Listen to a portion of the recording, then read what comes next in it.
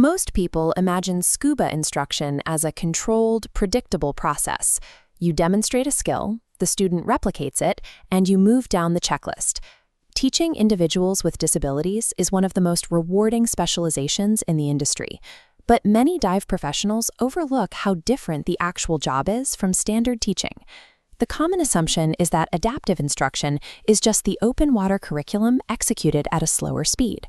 They think it's the same class, just with more patience. But the actual structure of the training tells a different story. Standard training follows a linear path. Every student moves through the same milestones in the same order, and success is measured by how closely they match a universal standard. Adaptive training is nonlinear. It's a constant cycle of trial, error, and revision that changes for every single student. The rigid habits and procedural focus that make someone a safe cave instructor often backfire in this environment. Industry data shows how the requirements shift across different paths. While open water and cave instructors focus on high-risk management and detail, a disability instructor requires extremely high levels of adaptability and empathy to be effective. Determining if you have the temperament for this work requires looking past your technical dive skills and evaluating your own psychological flexibility. This chart maps the psychological profile of a standard instructor. Adaptability and creativity sit in the middle because the training agency provides the answers. If a student struggles, you follow a preset protocol. For an adaptive instructor, those categories shift to the extreme edges. You must be comfortable throwing out the standard lesson plan entirely to design a custom solution for a student's specific physical or cognitive needs. This often means implementing custom hardware, like using wing-style BCDs to fix a student's trim, or using visual learning boards to bypass standard physical signals. You trade the safety of predictability for a process of constant trial and error.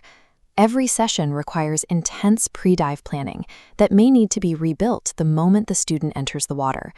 You will spend significantly more time on the pool deck, meticulously adjusting straps and weighting systems before the dive even begins.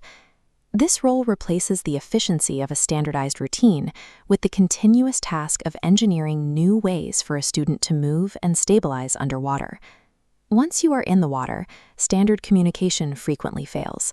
A student may not be physically able to give a standard OK hand signal. This places a high premium on observation. You have to learn to read subtle nonverbal cues to understand what your student is experiencing. You are constantly scanning for minute signs of physical fatigue, breathing strain, or emotional discomfort that aren't being explicitly communicated. You're looking at the tension in their eyes and the exact rhythm of their exhaust bubbles. This hyper-monitoring creates a massive cognitive load. A shallow, calm dive that feels like a vacation to a standard instructor can be psychologically exhausting for you. You also have to work within a broader team. Adaptive instruction requires seamless collaboration with carers, buddies, and family members to ensure a safe experience. You must listen more than you speak. The student is the authority on their own condition, and you must learn from their personal experience to make the dive successful. Even in a calm environment, the mental stamina required to monitor these cues and manage a support team is immense. The goal of this work is to maximize safety while enabling the highest possible level of independence for the diver. Your instructional fit depends on your approach. Ideal adaptive instructors possess emotional intelligence, patience, and humility. Others prefer rigid standardization and flawless technical execution. If you fall into that second category, you are likely better suited for high-risk environments like cave diving, where rigid discipline is the primary tool for saving lives. As the requirements for cave diving show, an analytical mindset and exceptional discipline are essential for overhead environments. Adaptive diving requires an advocacy mindset instead. You have to support a diver's independence without becoming overprotective or getting in their way. The reward for this approach is watching a student achieve independent movement and genuine success in an environment that once felt impossible. The most effective adaptive instructors combine their technical knowledge with the specific patience and judgment needed to help their students succeed safely.